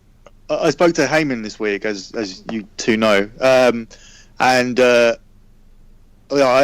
said to him, like, does it not bother you when they do things like, I mentioned the thing that we talked about where the Wyatts attacked Lesnar and then he was in the same building with them for such a long time. I said, do you not see through stuff like that? And he turned around and basically said he's at the point where he doesn't get bothered about that kind of stuff anymore. That was like 10 years ago for him. And he said, neither does Brock. And he said, and the other thing that he said is that he told my mate who passed it on back to me, he said, if Brock got bothered about things, then he wouldn't come to it. He wouldn't work there, because the amount of times that things have been changed on Brock in the last 12 months have been ridiculous. And I asked, like, as in what? So here's what was supposed to happen. Sting was meant to face Undertaker at WrestleMania 32, and he was supposed to beat Triple H. Triple H worked with Sting for about 3 weeks going into WrestleMania 32 at the Performance Center, and translated back to Vince McMahon that he wasn't capable of having a match, which is probably why they called in all those guys and did that match how they did. So he said Sting wasn't fit for a push, and they changed the result. And they also changed Undertaker and Sting. So they also then changed everything Lesnar was doing, from Lesnar supposed to be winning the belt off Seth Rollins at SummerSlam 2015, and then holding it to WrestleMania to lose it to Roman Reigns. Lesnar's whole thing was to win the belt off Seth at SummerSlam and then try again with Roman at WrestleMania, which is why he was never going to face Austin. That was never happening. That's the reason why Vince was pissed off, because the plan for Brock was to win the belt off Seth at SummerSlam and lose to Roman. And they changed it on him several times, where he was then facing Undertaker at Mania, and he was then facing Bray Wyatt at Mania, and then he's now ended up facing Dean Ambrose, which is why Heyman said Brock doesn't sweat the changes, because if he did, he would be in a bad mood constantly, because even Mania was changed on him 4 times. And that all stems from Triple H saying that Sting wasn't fit to work and receive the pushes that he was going to receive, which was obviously beating the Great Hunter and then facing Taker at this year's Mania. So that stemmed from a couple of workouts at the NXT or the Performance Center. So that's the story. Crazy. Huh. Maybe that's the case with everybody that works for them now. Maybe everybody has just fucking been changed so much that they just don't give a shit. The characters don't matter to any of the guys because, like you said, Billy, R-Truth owns a multi-million-dollar home with a recording studio, so if he's got that, you can only imagine what half the roster has. And, why sweat it? Do you think that's why Sting killed himself in the match with Rollins, because he had some wind of that and he was humiliated by the feedback, or do you think that feedback even reached him, or would you think it was more private? I think it was probably more private. I think they probably protect their egos and try not to get back to him. And I don't understand how you can get in a ring with someone in practice and make that judgment just because you don't have the chemistry. Yeah, I don't know. But Triple H also has an ego, and that. Or do you think he just did it to win? Do you think he just did it to get the win? No. I think Triple H honestly assessed him correctly, because I didn't feel that way in either of the matches that he had. that he was up to par. I could tell he was going at like half speed and such, and he just didn't have it. He didn't have it the way that people think of. It's taken me a whole year to make sense of that finish and that result, and I have now. So that's good in one sense. But the other thing is that this is the one you're really not going to like. I said a few weeks ago there was going to be a pink Money in the Bank, and you'll be able to buy it. Yeah. Yeah, you'll be able to buy it still as a piece of merch. But the thing is, when it was supposed to hit the roster, was the only person that Vince McMahon wants to win it, and the storyline that they want to do. It's Eva fucking Marie. Yeah, that's. Come on. And if Eva Marie and Nia Jax are not ready to hold the case, like I think Eva will hold it, and Nia is supposed to. The idea is essentially the working idea at the moment is for when they come up is for Nia to mostly wrestle, but Eva to hold the briefcase and wrestle on house shows. Yeah. However, if they make the decision that they're not ready, they will actually hold this briefcase off for an entire year until she is ready to have it. I don't know because it's solely designed for her at the moment. She's the female version of Roman Reigns. I don't think either of those two will be ready in a year. Honestly, except Roman Reigns. Nia's not winning it. Nia is her diesel to. Is permanently her diesel to Shawn. But what the hell? What? No, come on. No, this is Darrell. You're right. I remember. I only remembered this stuff because you were talking about how out of touch Vince was, and I remembered all the stuff I knew this week. So about when I spoke to people, and it was mainly about Vince, and these were the two things that he decided on, and the Sting thing and the Eva thing. But yeah, has he been checked for fucking dementia? Are we seriously? Is he right in the fucking head? I think he just gets fixated on people. And judges them at a very early point in their career, and is like, this person's going to be a star. And then, no matter what they do, no matter how their progression goes, he sees them as that, regardless. And maybe that's been a lot of people's problem with Vince historically as a guy that runs WWE. She's going to get chances and pushes regardless of how bad she is. She's gonna be pushed to practice and have private trainers and all kinds of stuff. But they will get there with her. At what point can Triple H and Stephanie sit him down and go, "Listen, old man, you're fucking out of touch." She's like a shade of gray now. Her tan is so weird that she doesn't even. She's not even as appealing as she was at one point. I don't get this. We've seen she's been trained by some very talented wrestlers, including the Brian Kendrick, and we've seen her capable of pull off like 3 or 4, maybe 5 moves, but she can't chain anything together. She can't put she's not capable of putting on a match. She doesn't get it.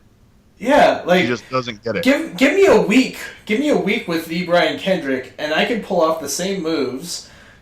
And I don't know. I might be in the same position of actually stringing together a match. That's a week. I had an hour with Rockstar Spud, and I could do a match. So yeah, that's insane. I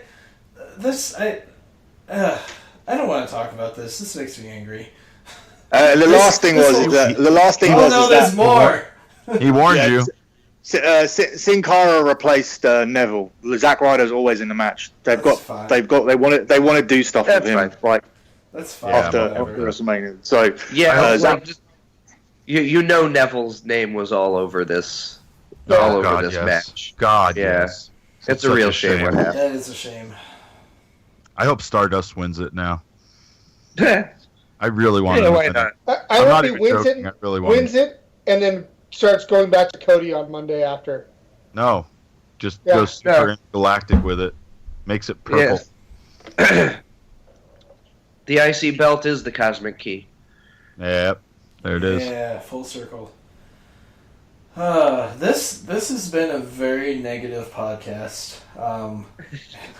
This was the worst Raw of the year. Like, yeah, sometimes we get shit for just like being so negative about WWE and nitpicking and all this stuff, but like, I they need to give us something to work with. This is rough, man. I think you have to if you look at the time of year and the expectation that goes with it, and the town that you're in. I think when you take all those factors into it, you have to say it's the worst Raw of the year. Well, I think in general it's also hopeless because now WrestleMania is set into place, right? It's now set up, and it's not even a matter of that they didn't have the right pieces. Like, let me take WrestleMania and rearrange some things. Triple H faces Dean Ambrose for the world title. Roman Reigns now faces Brock Lesnar in a grudge match from last year. They had a chance of doing this stuff at Roadblock. Right. Kevin Owens versus Sami Zayn for the IC belt as a singles match, or even as a ladder match if you want to do it that way. Have the clusterfuck match be for the U.S. title match. You know, it's like, it's even keep some of the same parts. Fuck it, I don't care if you want to do Shane versus Undertaker. I really don't care. That match doesn't bother me. The triple threat match for the Divas Championship doesn't bother me. It's just changing a few small things on this card would have made WrestleMania tremendously better. You know, all I'm going to say is that 18 years ago, 13 days before WrestleMania 14. They're recapping the fact that Tyson joined DX and The Undertaker returned to TV for the first time in 4 months to say that he was going to accept Kane's challenge. And that's kind of how you go into WrestleMania with your television. I don't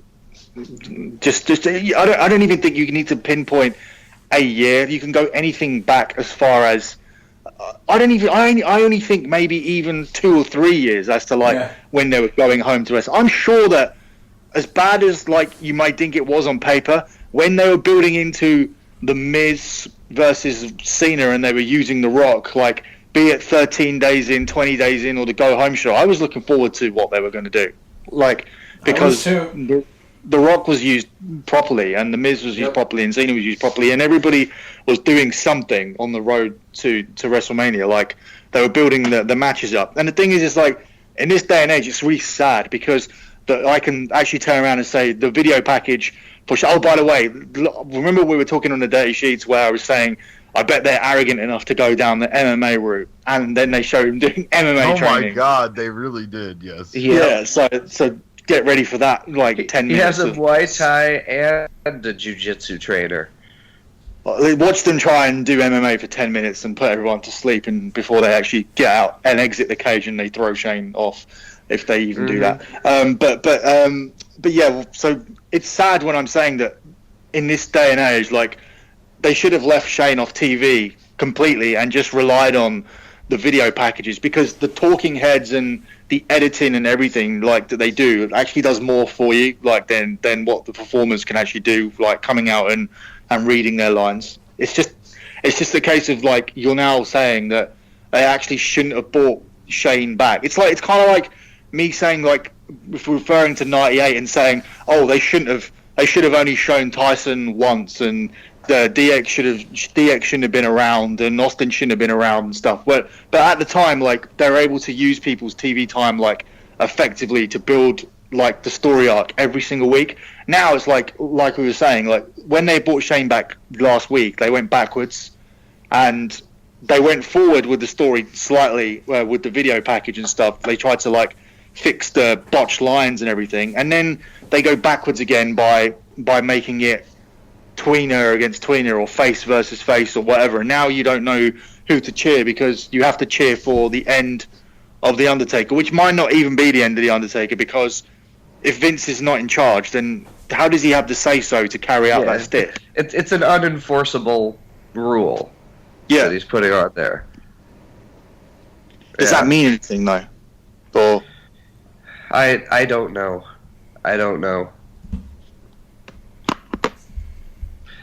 So, do we have time to play a game?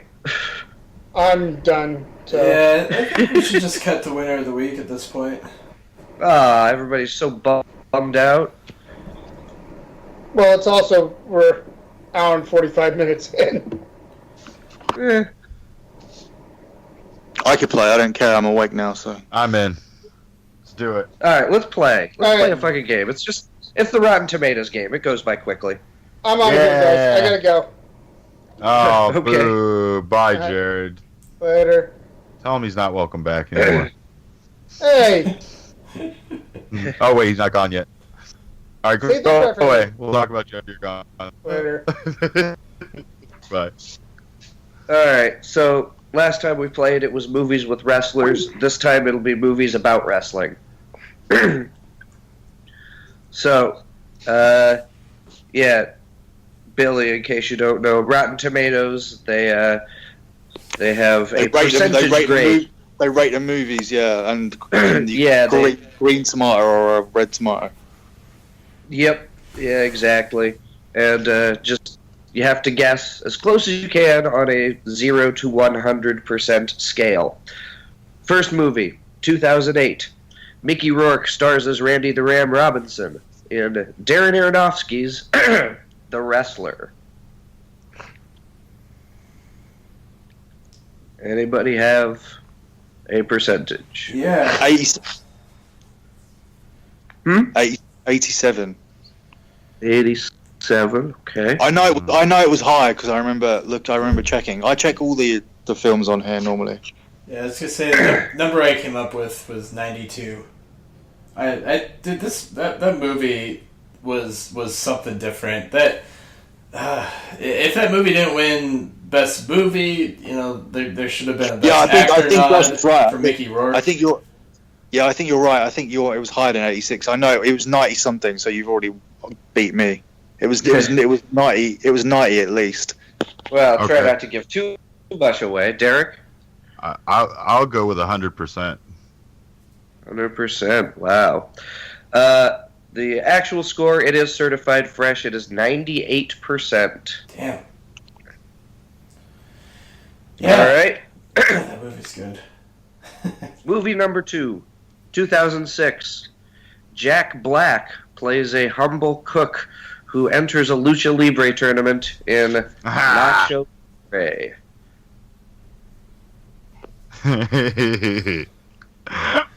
I like this How movie more than other people. Feel about Nacho Libre.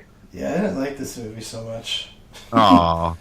You know what I didn't like was the fart sounds. The shit that they added in that made it like for kids to make kids laugh. That's the stuff I didn't like. Yeah. I'll say 50%. What'd you say, Derek?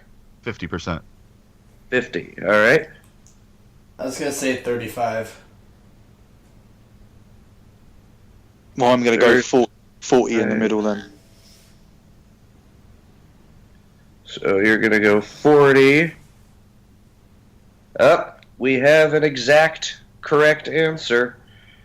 Billy, you're right. Nacho Libre is at 40% on the nose. That's a 5-point deduction for you. Pretty good. I lose 5 Alright. points. It's like golf. It's a good thing. Oh, You want the You want the lowest score, possible. so. Yeah. All right. I do have to say though, I enjoyed the portrayal of the villain in Nacho Libre. How he just walked around everywhere with the suit and mask, and See, everybody loved I don't him. remember watching that film. I only just took the mark that was between your two, so... It's No, it was fun. It was just too. It Try was to- like by Nickelodeon. It was too kid Yeah. friendly. All right. 2000. David Arquette and Scott Kahn team up to help out their hero, an aging wrestler played by Oliver Platt, and Ready to Rumble. I love whenever this movie shows up on HBO because I kind of have to watch it even though I hate so much of it. And everything that it had to do with like actual WCW storylines. All is the WCWs in there. Such a mess that they actually went forward with some of that stuff. I gotta say like 20. It was a shit Josh show. says 20. Yeah, I'd say he's about right, like 20, 25, 25. 25. Okay. Derek? Derek? 20. 20 even? It's like, isn't that what Josh said? 20 even. It's fine if that's what Yes. if that's what you had. That's what you had. I'll go whatever above what Billy said. Jesus Christ, Derek, what's your number? I don't know. I thought I said 26. 26 is what I said. Oh, you said 26? I didn't hear you. You cut out. Yeah, 26. Okay. So now we're playing the All second right. Price is Right. Yes, just have a number. There's no gamesmanship here. Just That sounds anyway. Ready to Rumble is rotten at 23%. All right, Billy's doing all right. I gotta say. Oh, what did I say? 25. Yeah. Yep. Oh, and you said. Oh, okay. I get hers. Oh, okay. All right. You know, can I just say for that website, like, because I check films on there quite a lot, and this is the kind of site it is. They gave the new Batman vs Superman 37%. Mm-hmm. Guess who's not surprised? Me. It looks like shit. Really? I've thought that movie looked like shit from the first teaser I've seen, and I've never seen anything to make me think otherwise. The Deadpool has 84. Yeah, Deadpool's awesome. Star Wars had 92 or 3, I think. Also something like that. awesome. I don't know. I'd be very surprised if there's anything of substance worth watching with Batman Superman. It just looks like, I don't know. It looks about as good as whatever that Egypt movie was. Well, Yeah. I'm going straight away on. Did we ever do the Deadpool podcast? No, we never did. Or maybe we could do never it. Maybe did. we could do it. We could do it with Batman on You Superman. could do just sort so of we like can- a comic book megapod. If we do that, then we have to at least wait for Civil War. Yeah. No. Anyway, Yeah. Okay. let's just move on. Tangent. Fourth movie, 2014. Steve Carell stars as John DuPont in this based on real events film, Foxcatcher. Oh man, this movie was all sorts of fucked up. If you know the story, it's worth watching. Oh yeah. I guess I'm gonna go with 92 because I know this thing got some acclaim from the critics. I watched it. And I thought it was very well put together. It was a Okay. well told story. Yep. This is a wrestling movie. Yeah, Oh, it's about John Oh. DuPont training Olympic wrestlers and murdering them. And there is a bit of a Kurt Angle tie to it. Not directly in the movie, but Kurt Angle does have a tie to that whole thing. Mm-hmm. I'll go 80. Derek's going 80. What Billy? did Josh say? Who cares? Pick your own number. You say 90. I don't know. Are you Pick your saying own number. 90? You're saying 90? No, did you say 90? Doesn't No, matter. who cares? You pick your It own doesn't number. matter. Pick your own number. Oh, I'll say 90 This then. isn't Price is Right. Okay, I'll take 90 then. Because it sounds Okay. like it's some art film that's going to get a high rating. Foxcatcher certified fresh at 88%. Okay. Finally, 2010, John Cena stars alongside Patricia Clarkson in this story of a man who reunites his family through amateur wrestling. The movie is legendary. God. Wow. Okay. Yep, throwing a curveball at the end there. No I'm like kidding. that. I don't even. Can I don't know what this Can I go movie is. first? Yes, Yes, please. go first. Legendary was 17%. Okay. Okay. A number in my head was 30. 30? Alright. I don't even remember this movie, so I'll go 35. I could tell you that it's 17 and the Marine is 30. No, sorry, no, the Marine is 20 and Legendary 17. 27. Okay. Well, Billy, you win. You're right. It is 17%. And Are you looking it up? No, I know these wrestling films. I looked them up when they came out. Is the Marine? You looked up Batman vs Superman, and you knew all of this stuff off the top of your head. Wow. Yeah, I looked at Batman and Superman today. That's fantastic. Like, look, have a look. I tell you that the Marine is 20. Check if you can. Jesus. I believe it. Well, Billy, I won the think whole you thing. have a record-breaking win here because you ended up scoring only 5 points. Damn. Yeah, but I've only seen like 2 of those films. I didn't even know what one of them was. Yeah. Foxcatcher came out last year. Yeah, I never I'm heard of keen it. to see it. If The integrity of this game is definitely in yeah, the question. integrity of this game is lost. Like we're supposed to Yeah. guess and not base our guesses on other people's guesses. Yep. But Thus, I whatever. declare Josh the winner. You got 31. It's fine. Yeah, I again though I would say Foxcatcher is worth watching if you're into watching kind of a depressing movie. Another recommendation, and you can include this for a later version of the game if you want. There's a movie called Paradise Alley. This is the movie Sylvester Stallone wanted to make like as his first film, but he couldn't get anybody to buy on it, and so he made Rocky. So yeah. Ultimately, he ended up with enough money that he could do whatever the hell he wanted. He made this movie called Paradise Alley, and it's a ridiculous movie like set in the 50s or so about these brothers who get involved in pro wrestling, and they treat it like it's a shoot. Terry Funk actually has a role in this movie. Like it's one of the most ridiculous things ever, and actually you'll probably hate it. It's really slow and boring. You know, and terrible. three wrestling movies I like. I like See No Evil. I like Randy Orton in 12 rounds. Well, see, those are movies starring wrestlers, but they're not about wrestling. Yeah, but I'm just and then I like The Condemned as well with Austin because I think that's a good film as well.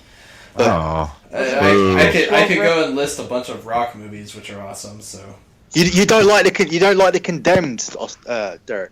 No, I do not. I didn't like the way it was shot. Nobody liked The Condemned. If you recall from last time, let's see, I have it written down here somewhere. That was 15%. Wow. Worse than I thought it was. Mm-hmm. slightly lower than Legendary. Yeah. All right, let's wrap this thing up. Yeah, let's do winners of the week. My winner of the week, AJ Styles, because I enjoyed what he did with Jericho, and I enjoyed what he did with Kevin Owens. Well, speaking of which, or whom I should say, my winner is Kevin Owens, because the way he announced that triple threat match was pretty funny, and he had a good match with AJ Styles. So, good on you, KO. My winner of the week is Zack Ryder. Because say what you will, but Zack Ryder is going to fucking WrestleMania, y'all! Yeah. Dude, Zack Ryder's dating Emma. He's going to WrestleMania. Yeah, holy shit, has his life gotten better? Like, he had his whole YouTube run a while ago, but arguably Zack Ryder's, like, on the up and up now, like, the pinnacle of his wrestling career. Well, it's amazing to me how I in all honesty, and this isn't like cutting him down, but I don't take him seriously on the main roster, yet on NXT I actually take him and Mojo somewhat seriously as a tag team. Like, I feel like they've gotten a good gimmick down. I tweeted about it earlier, but I do honestly feel like they could kind of turn up their douchiness, with the whole bro gimmick to like an 11 and be heels, and it would really work because people already kind of dislike both of them anyway at this point. So, you could ride that, and it could actually work for him, But I do take him seriously as a tag team, and say what you will, he is going to WrestleMania, and for everything that guy's done for this company, he definitely deserves it. It's his first one, I believe. Is it? I believe so. he had tweeted something about, sitting as a kid watching it. Now he gets to be, at WrestleMania. So it sounded Didn't you get on that any of the teams at WrestleMania 28 in that John Laurinaitis versus Teddy Long match? He definitely could have. I'm not 100% sure about that. Regardless, though, for somebody that wasn't going to be a part of this, or didn't look like they were going to be, and it's not just any match. It's the Intercontinental Championship match and a ladder match. I think that's a big deal at WrestleMania to be a part of that. Yeah, it's a weak ladder match though. Like the funniest thing is when Kevin Owens was like introducing these three guys derogatorily, like, and they end up in the match. Like, it's kind of like the commentators are like, "Oh, this is not serious. Like, these guys are a joke." Right. And then they're in the match. Right. That kind of made me mad about Stardust, to be honest, because I didn't feel like he was, Darrell, is derogatorily a word? Or did I just make what? it up? Derogatorily. Yeah, derogatorily. Yeah, you could make that an adverb, I guess. Sure. Okay. Derogatorily. Yeah, sure. I'll allow it. If Darrell's okay with it, everybody should be. Yeah. All right, let's hang it up. Thanks so much for listening to the episode. I didn't do mine. Yep. Yeah. Oh, you didn't? Oh shit! Sorry.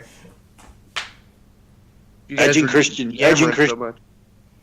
show's got a lot better. Go and watch it. They're the winners of the week. It really has. It has. I remember it was hearing. Really good this I remember week. hearing an interview with them talking about how they were like sort of going, like, as they went, like, learning and improving, and it's true. So I agree. It's fun. I just like the difference in their comedy from segment to segment. I think they do a good job. I think their interviews are funny. I think they're that thing. What the internet says is so funny. Yes, that was good. And I think this week there's some. Yeah, this thing that they did. What the internet said. Oh, okay. I guess I didn't watch this week's. I watched. It's last week's. Last week's. It's the reading the mean tweets. Oh, okay. No, it's not. It's what the internet say, where they say Roman sucks and all that kind of stuff that they were saying. And you need to watch it. I'll try and post a link out to the podcast account in a minute. So you're saying it was last week's episode? Okay. Yeah, last week's episode. Yeah. No, I watched the one with Mick Foley. Oh, okay.